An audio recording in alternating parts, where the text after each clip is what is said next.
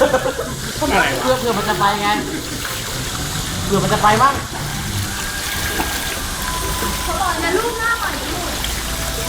หมดแล้วมึงหมดคิ้วมันไปแล้วมันจบแล้วไอ้เจ๊เนี่ย เขาบอกว่าเก่าเอฟซีอยู่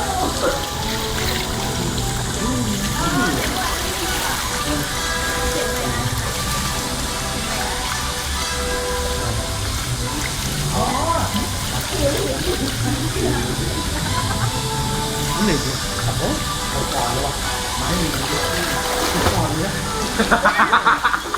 เช็คร่างกายได้เลยเนี่ยเขาบอกว่าที่เอาไว้น้ำนี่โอ้โหร่างกายก็อยู่เพื่อว่ายน้ำไม่ต้องดีเลย